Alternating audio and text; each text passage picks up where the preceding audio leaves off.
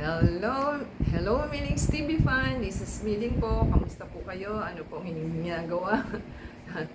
Good morning po, good afternoon, and good evening kung saan po party kayo ng mundo. So, para po ay nasa mabuti silang kalagayan. At the same time, tayo po ay busy, tayo po ay nakalabas. At the same time, hinintay po natin ang ating items at dumating po siya. At least mabilis biglang bumagal po siya. Ewan ko kung bakit. So, nakalagay naman po is meron siyang fragile. Ang ating delivery is from Lex. Binili po natin sa store ng Yuli Chris. At 6 pieces po ito. At ating bubuksan kung nasunod ba o hindi ang ating pinurchase. Yan. So, wala pong siyang box. As in, walang box. Bakit nga ba ayaw nilang ilagay sa box? Kasi dagdag ba sa gastos o walang box? At meron po tayong plastic po ito, pero hindi siya naka-bubble wrap yata. Oh, naka-bubble wrap. Kahit paano, meron siyang bubble wrap. Okay. Yan po ang ating items. So, mahirap po magbukas. Hindi ora-oradang nabubuksan. At yan po ang ating kahirapan pagka nagpo-open. Naka-scissor na, naka-knife pa. Diba? Ito po ay, jing, ayaw pa rin. Ano ba yan? Yan. Maganda. Ito po ang small at meron siyang maraming butas kasi ang paglalagyan po nito is mga succulent at saka cactus. Yan. Dalawa. Tatlo. Tatlo na nga ba eh. 6 kasi. Tingnan po natin sa Lazada kung magkano yung price na ating nakuha.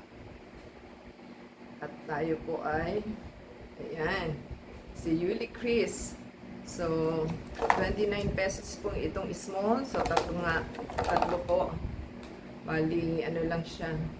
Transparent ang tawag ba dito kasi wala akong kulay. Hindi naman siya white. So, transparent siya. At meron po tayong yung small pala is 18 pesos. Ito pong ano ba to? Medium is 29. So, mura po sa kanila. Yan, higpit hindi na natin makuha. So, tatlo rin po ito. Bakit mahigpit? Hindi natin makuha. Ano ba yan? Paano natin kukunin to? Ayan. Mahirap siya pag nag-i-stack up po, nasiksik ng husto. Ayan. So, ito po yung ano, ito. Ayan po yung dangkal niya.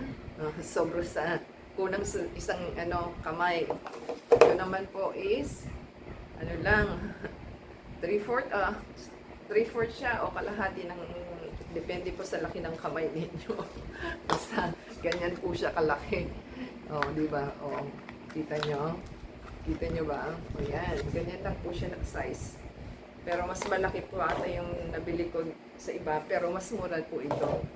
So, yan po ang ating happy na purchase na dumating today. So, binayaran po natin is 186.27 for 6 pieces. So, mura na po yun. Kahit pa paano, kasi yung iba, mas mahal po. Yung iba is 35 pesos. So, iba 42, depende po siguro sa materials. At least may parating po kasi tayong items ng succulent, parang 7 po yata. So, baka kulang pa to. Hindi ko lang alam kasi bibili na naman po tayo. Hindi ko lang po alam kung kulang. Alam ko kulang o sakto lang. So, yan po ang ating items. Give us a thumbs up po. Subscribe lang po sa ating video. And support us sa Facebook, Twitter, TikTok, and Instagram. At the same time, support sa ating channel. Paki-watch po ng video from beginning to end dahil doon lang po kumikita sa ating ads. At the same time, Mm,